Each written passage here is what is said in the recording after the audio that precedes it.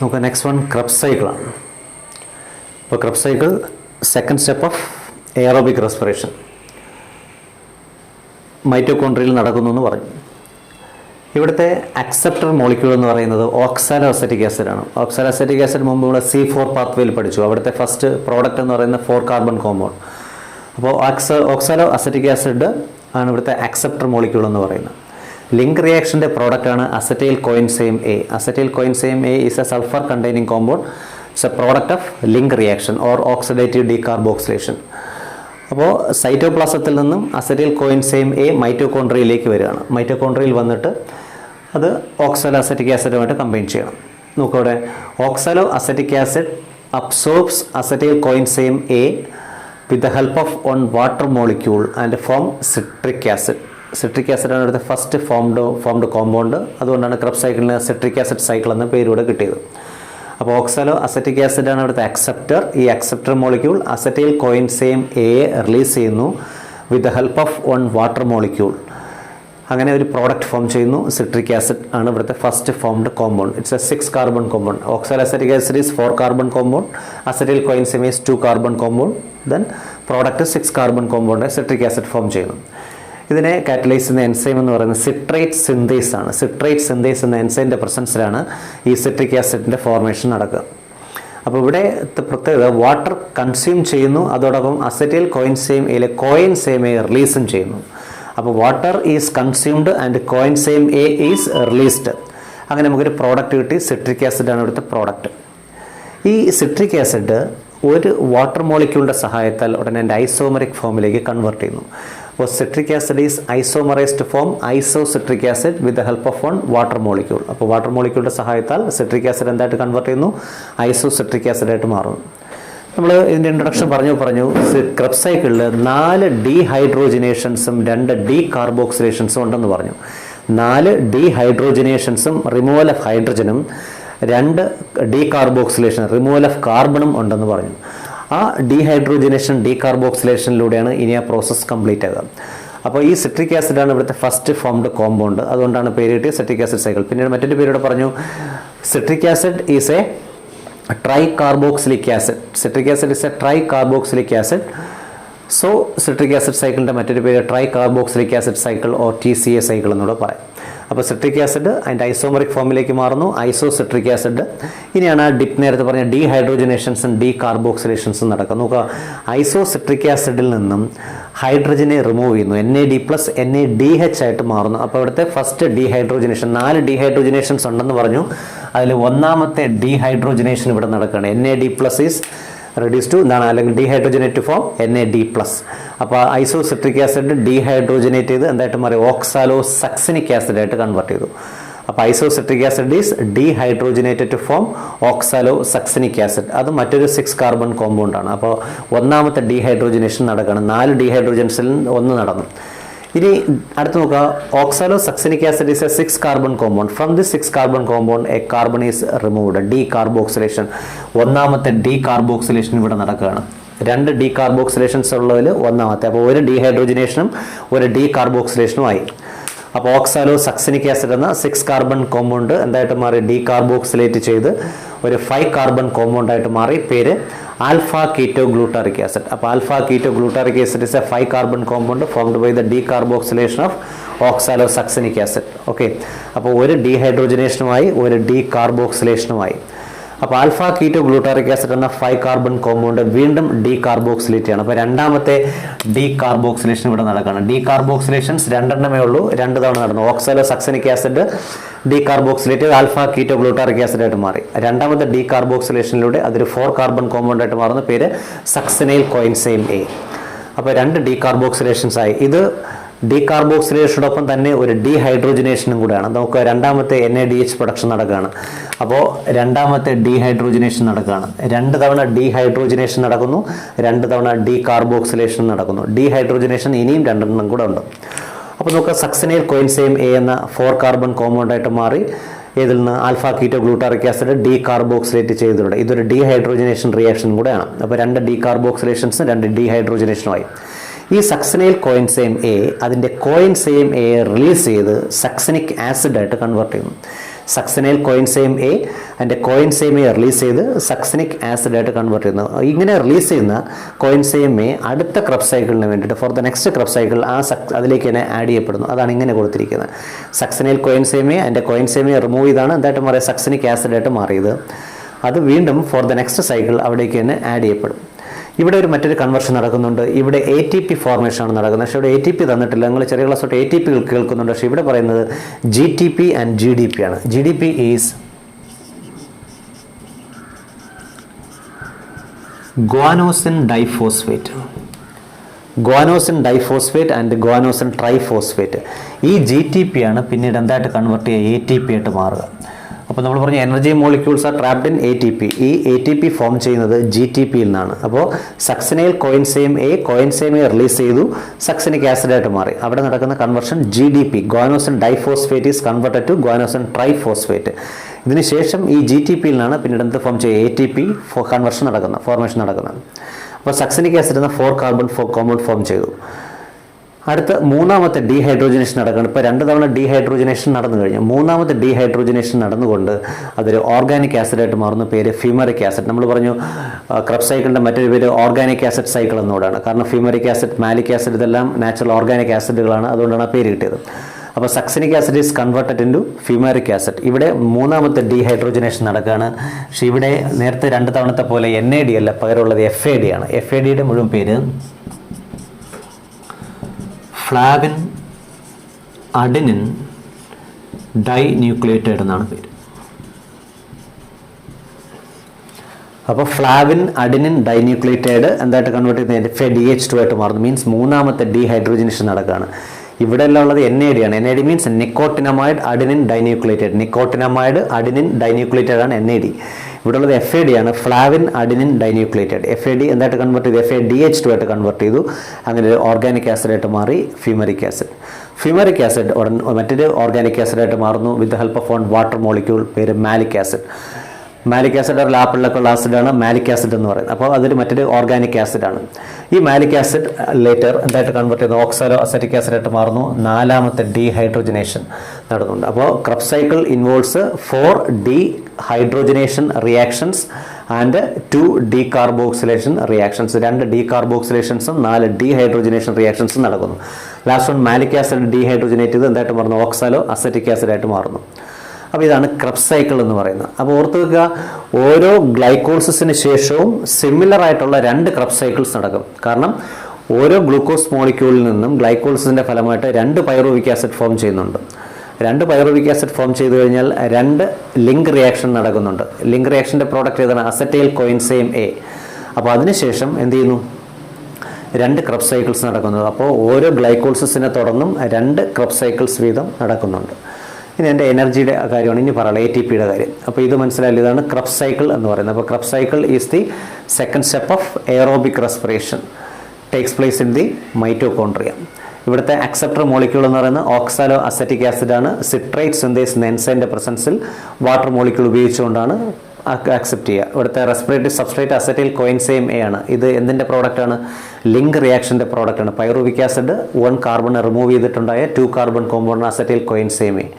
അങ്ങനെയാണ് ഇവിടെ 6 carbon compound form ചെയ്ത് സിട്രിക് ആസിഡ്. ഇതാണ് first formed compound. So the name citric acid cycle. Citric acid is isomerise to form isocitric acid with the help of 1 water molecule. വേണമെങ്കിൽ ഇവിടെ water molecule എഴുതാം.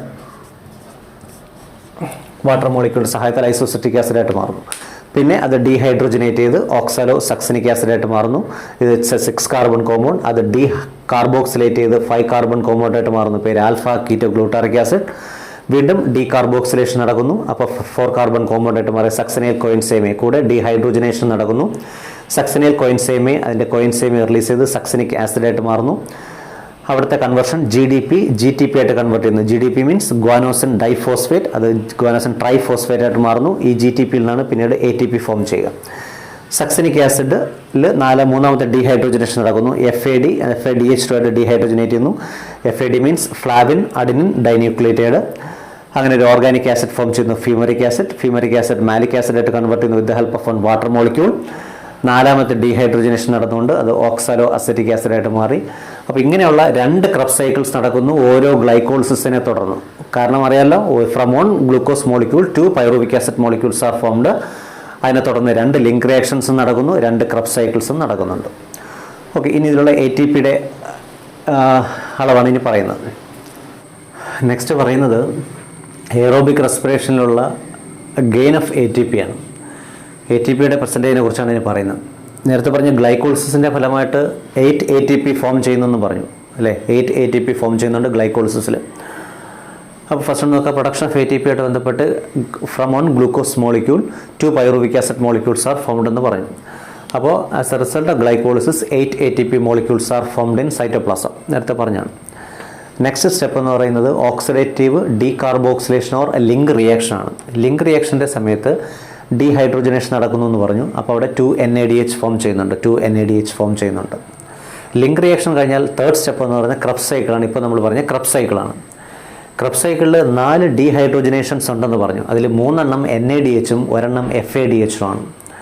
പിന്നെ ഒരു ATP formation ഡയറക്റ്റായിട്ട് നമ്മൾ പറഞ്ഞില്ല, പക്ഷേ പറഞ്ഞു GTP ആയിട്ട് കൺവേർട്ട് ചെയ്യുമെന്ന് പറഞ്ഞു. ഈ GTP പിന്നീട് ATP ആയിട്ട് മാറുമെന്നും പറഞ്ഞു. ആ ATPയുടെ കാര്യമാണ് പറയുന്നത്. അപ്പോൾ നോക്കുക, ഗ്ലൈക്കോളിസിസിൻ്റെ പ്രോഡക്റ്റ് എന്ന് പറയുന്നത് 8 ATP ആണ്. ലിങ്ക് റിയാക്ഷൻ്റെ പ്രോഡക്റ്റ് 2 NADH ആണ്. ക്രബ് സൈക്കിളിലാണെങ്കിൽ 4 ഡീഹൈഡ്രോജനേഷൻസ് ഉണ്ട്. അതിൽ 3 NADHും 1 FADH2 ആണ്. പിന്നെ GTP എന്തായിട്ട് കൺവേർട്ട് ATP ആയിട്ട് മാറുന്നു. അപ്പോൾ ഇതാണ് ATPയുടെ അളവെന്ന് പറയുന്നത്. നേരത്തെയും പറഞ്ഞു 1 NADH is equal to 3 ATP. ഓർക്കുക, 1 NADH is equal to 3 ATP. ഇവിടെ 3 NADH ഉണ്ടാകുന്നുണ്ട്. അപ്പോൾ 3 NADH ഇൻറ്റു 3 ആണ് അവിടെ വരുന്നത്. അപ്പോൾ അതെന്തായി 9 ATP ആയി. 9 ATP ആയിട്ട് മാറി. 1 FADH2 is equal to 2 ATP. 1 FADH is equal to 2 ATP. ഒരു FADH പ്രൊഡ്യൂസ് ചെയ്യുന്നുള്ളൂ. അപ്പോൾ 2 ATP ആണ്. അപ്പോൾ 9 + 2 11 ആയി. പിന്നുള്ളത് ATP ഉണ്ടായത് 1 ATP. അപ്പോൾ 9 + 2 + 1 11 ATP. 12 ATP അവിടെ ഫോം ചെയ്യുന്നുണ്ട്. 11 + 1 ATP 12 ATP ഫോം ചെയ്യുന്നുണ്ട്. അപ്പോൾ ഇതിൻ്റെ നെറ്റ് ഗെയിൻ ഓഫ് ATP എന്ന് പറയുന്നത് എത്രയാണ്? 12 ATP ആണ്. ക്രബ് സൈക്കിളിൽ മാത്രമാണ് ഈ പറയുന്നത്. ഇനി ടോട്ടലി ഇത് പറയുകയാണെങ്കിൽ നോക്കുക, ഗ്ലൈക്കോളിസിസിലൂടെ പ്രൊഡ്യൂസ് ചെയ്ത് 8 ATP, link reaction or oxidative ഡീകാർബോക്സിലേഷനുള്ള 6 ATP. 6 ATP എങ്ങനെയാണ്? ഒരു ലിങ്ക് റിയാക്ഷനിൽ പ്രൊഡ്യൂസ് ചെയ്ത് 2 NADH ആണ്. 1 NADH ഈസ് ഈക്വൽ ടു എത്രയാണ്? 1 NADH 3 ATP. ലിങ്ക് റിയാക്ഷൻ 2 നടക്കുന്നുണ്ട്. അപ്പോൾ 2 ലിങ്ക് റിയാക്ഷനിലൂടെ പ്രൊഡ്യൂസ് ചെയ്ത് 3 + 3 6 ATP പ്രൊഡ്യൂസ് ചെയ്തു. ക്രബ് സൈക്കിളിലാണെങ്കിൽ 24 ATP. 24 മീൻസ് 1 ക്രബ് സൈക്കിളിൽ 12 ATP. ഇവിടെ പറഞ്ഞു 1 ക്രബ് സൈക്കിളിൽ 12 ATP. എങ്ങനെയാണ്? 9 + 2 + 1 12 ATP. 2 ക്രബ് സൈക്കിൾസ് നടക്കുന്നുണ്ട്. 2 ക്രബ് സൈക്കിളിലൂടെയും ഇപ്പോൾ 24 ATP ആയി. അപ്പോൾ ഓർത്ത് വെക്കുക, ഗ്ലൈക്കോളിസിസിൻ്റെ പ്രോഡക്റ്റ് 8 ATP. ഗ്ലൈക്കോളിസിസിൻ്റെ തുടർന്ന് 2 ലിങ്ക് റിയാക്ഷൻസ് നടക്കുന്നുണ്ട്. ഒരു ലിങ്ക് റിയാക്ഷനിൽ 3 ATP, അങ്ങനെ 2 ലിങ്ക് റിയാക്ഷനിലൂടെ 6 ATP, ഒരു ക്രബ് സൈക്കിളിലൂടെ 12 ATP, 2 ക്രബ് സൈക്കിളുമായിട്ട് 24 ATP, അങ്ങനെ ടോട്ടൽ പ്രൊഡ്യൂസ് ചെയ്ത് എത്രയാണ്? 38 ATP ആണ്. അപ്പോൾ ഗ്രോസ് പ്രൊഡക്ഷൻ എന്ന് പറയുന്നത് 38 ATP ആണെങ്കിലും ഈ പറഞ്ഞ റിയാക്ഷൻസ് എല്ലാം കംപ്ലീറ്റ് ചെയ്യണമെങ്കിൽ 2 ATP മോളിക്യൂൾസ് അവിടെ തന്നെ കൺസ്യൂം ചെയ്യുന്നു. അങ്ങനെ നെറ്റ് ഗെയിൻ എന്ന് പറയുന്നത് 36 ATP ആണ്. 36 ATP ആണ് എയറോബിക് റെസ്പിറേഷനിലൂടെ ഉള്ള നെറ്റ് ഗെയിൻ ഓഫ് ATP എന്ന് പറയുന്നത് 36 മോളിക്യൂൾസ് ആണ്. അപ്പോൾ ഇത് ഓർത്ത് വെക്കുക, ഇതാണ് എനർജിയുടെ കൺസംഷൻ എന്ന് പറയുന്നത്. ഇനി നെക്സ്റ്റ് വൺ പറയുന്നത്, ഇപ്പോൾ നമ്മൾ 2 സ്റ്റെപ്സായിട്ടാണ് തുടങ്ങിയത് എയറോബിക് റെസ്പിറേഷൻ. ഏതൊക്കെയാണ് 2 സ്റ്റെപ്സ് എന്ന് പറയുന്ന? ഒന്ന്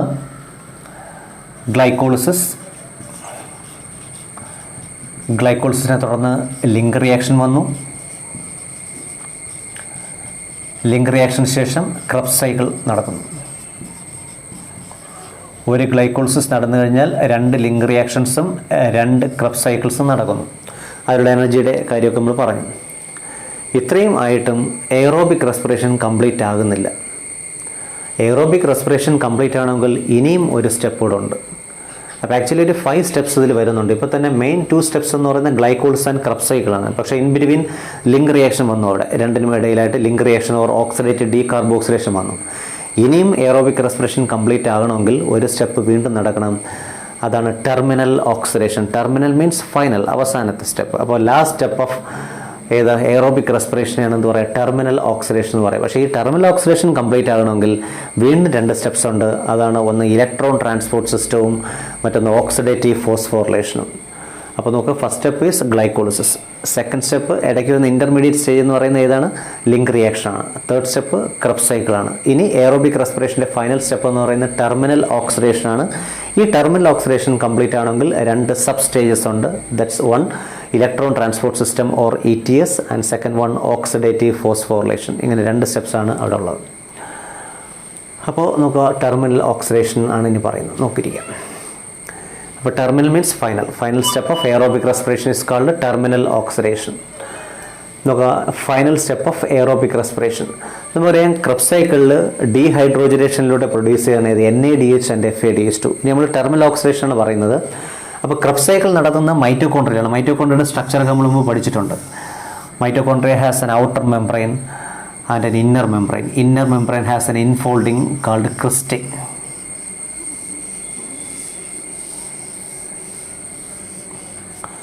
അപ്പോൾ ഔട്ടർ ആൻഡ് ഇന്നർ മെംബ്രെയിൻ ഉണ്ട്, ഇടയ്ക്കൊരു ഇന്നർ മെംബ്രെയിൻ സ്പേസ് ഉണ്ട്, പിന്നെ അകത്തേക്ക് ചില ഇൻഫോൾഡിംഗ് കൊണ്ട് പേര് ക്രിസ്റ്റേ, ഉള്ളിലുള്ള ഫ്ലൂയിഡിൻ്റെ പേര് മാട്രിക്സ്. ഈ മാട്രിക്സിൽ വെച്ചാണ് എന്ത് നടക്കുക, ക്രബ്സ് സൈക്കിൾ നടന്നിരിക്കുന്നത്.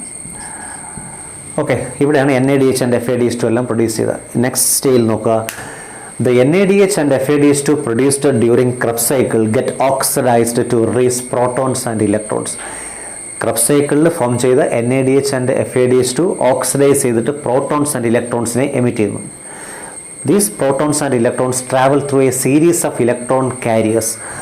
ഇത് ഔട്ടർ മെംബ്രെയിനാണ്, ഔട്ടർ മൈറ്റോകോൺട്രിയൽ മെംബ്രെയിനാണ്, ഇത് ഇന്നർ മൈറ്റോകോൺട്രിയൽ മെംബ്രെയിൻ. ഈ ഇന്നർ മൈറ്റോകോൺട്രിയൽ മെംബ്രെയിനിൽ കുറേ ഇലക്ട്രോൺ കാരിയേഴ്സ് ഒരു പ്രത്യേക പാറ്റേണിൽ അറേഞ്ച് ചെയ്തിട്ടുണ്ട്. ആ ഇലക്ട്രോൺ കാരിയേഴ്സിലൂടെ ട്രാവൽ ചെയ്യുന്നു protons and electrons released by NADH and FADH2 and travel through electron carriers and finally combine with molecular oxygen. അങ്ങനെ മോളിക്കുലർ ഓക്സിജനായിട്ട് ഫോം ചെയ്ത് വാട്ടർ ഫോം ചെയ്യും. നമ്മുടെ റെസ്പിറേഷൻ്റെ ഫലമായിട്ട് വാട്ടർ വേപ്പർ ഫോം ചെയ്യുന്നുണ്ട്. അപ്പോൾ റെസ്പിറേഷൻ്റെ ഫലമായിട്ട് ATP പ്രൊഡ്യൂസ് ചെയ്യണം, വാട്ടർ പ്രൊഡ്യൂസ് ചെയ്യണം. ആ 2 സ്റ്റെപ്പുകളും കൂടെ ചേർന്നതാണ് ടെർമിനൽ ഓക്സിഡേഷൻ എന്ന് പറയുന്നത്. ഒന്നുകൂടെ നോക്കുക, terminal oxidation is the final or last step of aerobic respiration. ഇവിടെ ക്രബ്സ് സൈക്കിളിൽ ഡീഹൈഡ്രോജനേഷനിലുണ്ടായ 2 പ്രോഡക്റ്റാണ് NADH and FADH2. These NADH and FADH2 oxidized to release protons and electrons. They travel through a series of electron carriers. എവിടെയാണ് electron careers ഉള്ളത്? Inner mitochondrial മെംബ്രെയിനിലാണ് electron careers ഉള്ളത്. ഇത്രയും നേരം നടന്നത് മാട്രിക്സിലാണ്. Inner mitochondrial മെംബ്രെയിനിലുള്ള electron കാരിയേഴ്സിലൂടെ travel ചെയ്തിട്ടാണ് molecular ഓക്സിജനായിട്ട് combine ചെയ്യുക. അങ്ങനെ വാട്ടർ ഫോം ചെയ്യുന്നു. ഈ സ്റ്റെപ്പിനാണ് ടെർമിനൽ ഓക്സിഡേഷൻ എന്ന് പറയുന്നത്. ഇങ്ങനെ ഫോം ചെയ്യുന്ന വാട്ടറിന് പറയുന്ന പേരാണ് മെറ്റബോളിക് വാട്ടർ. മീൻസ് മെറ്റബോളിക് റിയാക്ഷൻ്റെ ഫലമായിട്ട് പ്രൊഡ്യൂസ് ചെയ്തതാണ്, അല്ലാതെ റൂട്ട്സ് വഴി അബ്സോർബ് ചെയ്തതല്ല. അപ്പോൾ ഇതിനാണ് ടെർമിനൽ ഓക്സിഡേഷൻ എന്ന് പറയും. ഈ ടെർമിനൽ ഓക്സിഡേഷൻ കംപ്ലീറ്റ് ചെയ്യണമെങ്കിൽ 2 സ്റ്റെപ്സ് ഉണ്ട്. ഒന്ന് ഇലക്ട്രോൺ ട്രാൻസ്പോർട്ട് സിസ്റ്റം, മറ്റൊന്ന് ഓക്സിഡേറ്റീവ് ഫോസ്ഫോറിലേഷൻ. ഈ ഇലക്ട്രോൺ കാരിയേഴ്സിലൂടെ ട്രാവൽ ചെയ്തിട്ട് ഓക്സിജനോട് കമ്പൈൻ ചെയ്ത് വാട്ടർ ഫോം ചെയ്യുന്ന സ്റ്റെപ്പിനാണ് എന്താ പറയുക, ഇലക്ട്രോൺ ട്രാൻസ്പോർട്ട് സിസ്റ്റം എന്ന് പറയുക. സെക്കൻഡ് വൺ ATP ഫോം ചെയ്യണം. ATP ഫോം ചെയ്യുന്ന സ്റ്റെപ്പിൻ്റെ പേരാണ് ഓക്സിഡേറ്റീവ് ഫോസ്ഫോറിലേഷൻ. ഈ 2 സ്റ്റെപ്സാണ് നമുക്ക് അപ്പോൾ ഇനി പഠിക്കാനുള്ളത്. അപ്പോൾ നോക്കുക, നമ്മൾ എയറോബിക് റെസ്പിറേഷൻ്റെ main 2 steps glycolysis and Krebs cycle. പക്ഷേ ഇടയ്ക്ക് link reaction or oxidative decarboxylation ഉണ്ടായിരുന്നു. ഇനി ഫൈനൽ സ്റ്റെപ്പ് ടെർമിനൽ ഓക്സിഡേഷൻ. അത് കംപ്ലീറ്റ് ചെയ്യണമെങ്കിൽ 2 steps, electron transport system and oxidative phosphorylation. അപ്പോൾ next one electron transport system ആണ്. Okay, final step of aerobic respiration ആണ് പറയുന്നത്. Final step of aerobic respiration is terminal oxidation. Terminal ഓക്സിഡേഷൻ്റെ first സ്റ്റെപ്പാണ് ഇത് electron transport system. അതിൻ്റെ first sub stage ആണ് electron transport system. ETSൻ്റെ product എന്താണെന്ന് നേരത്തെ പറഞ്ഞു, വാട്ടർ ഫോം ചെയ്യണം. Water means metabolic water. Metabolic water form ചെയ്യുന്ന എങ്ങനെയാണ് നേരത്തെ പറഞ്ഞതിൽ ഒന്നുകൂടെ നോക്കുക. ക്രബ്സ് സൈക്കിളിലൂടെ പ്രൊഡ്യൂസ് ചെയ്ത NADH2 ആൻഡ് FADH2 ഓക്സിഡൈസ് ചെയ്യുന്നു. ഓക്സിഡൈസ് ചെയ്തിട്ട് പ്രോട്ടോൺസിനെ ഇലക്ട്രോൺസിനെ എമിറ്റ് ചെയ്യുന്നു. They travel through certain electron carriers arranged in the inner mitochondrial membrane. Inner mitochondrial മെംബ്രെയിനിലൂടെ അത് സഞ്ചരിച്ച അവസാനം ആരുമായിട്ട് കമ്പൈൻ ചെയ്യണം, ഓക്സിജനുമായിട്ട് കമ്പൈൻ ചെയ്യണം. മോളിക്കുലർ ഓക്സിജനായിട്ട് കമ്പൈൻ ചെയ്തിട്ട് മെറ്റബോളിക് വാട്ടർ ഫോം ചെയ്യുന്ന ആ പ്രോസസ്സിനാണ് ഇലക്ട്രോൺ ട്രാൻസ്പോർട്ട് സിസ്റ്റം എന്ന് പറയുന്നത്. അപ്പോൾ ടെർമിനൽ ഓക്സിഡേഷൻ്റെ ഫസ്റ്റ് സബ് സ്റ്റേജ് ആണ് electron transport system. It is located in the inner mitochondrial membrane. Located in the inner mitochondrial membrane. ഈ പ്രോസസ്സിൽ വരുന്ന ഒരു പ്രത്യേക പാറ്റേണിൽ ഈ ഇലക്ട്രോൺ കാരിയേഴ്സ് അറേഞ്ച് ചെയ്തിട്ടുണ്ട് മെംബ്രെയിനിൽ. ആ പ്രധാനപ്പെട്ട ഇലക്ട്രോൺ കാരിയേഴ്സ് ഏതൊക്കെയാണെന്ന് നോക്കാം. First one flavin. Flavin different types നമുക്കിവിടെ പഠിക്കാനുള്ളത് FMN എന്ന് പറയും, flavin mono nucleated. FMN flavin mono nucleated എന്ന ഇലക്ട്രോൺ കാരിയറാണ് ഇവിടെ പറയുന്നത്. അപ്പോൾ ഓരോ ഇൻഡിവിജ്വൽ ഇലക്ട്രോൺ കാരിയേഴ്സാണ് പറയുന്നത്. First one flavin, inner mitochondrial മെംബ്രെയിനിലാണ് കാണുക. അതിൽ ഇവിടെ ഉള്ളത് ഏതാണ്? Flavin mono nucleated. Next one പറയുന്നത് FES. FES എന്ന് പറയുന്നത് അയൺ സൾഫർ പ്രോട്ടീനാണ്. FES എന്താണ്? അയൺ സൾഫർ പ്രോട്ടീനാണ് ഇത് FES എന്ന് പറയുന്നത്. ഓക്കെ, അടുത്ത് പറയുന്നത് കിനോൺസ് ആണ്. കിനോൺസ് എന്ന് വെച്ചാൽ മൊബൈൽ ഇലക്ട്രോൺ കാരിയേഴ്സിനാണ് കിനോൺസ് എന്ന് പറയാം. മൊബൈൽ ഇലക്ട്രോൺ കാരിയേഴ്സ് ആണ് കിനോൺസ് എന്ന് പറയാം.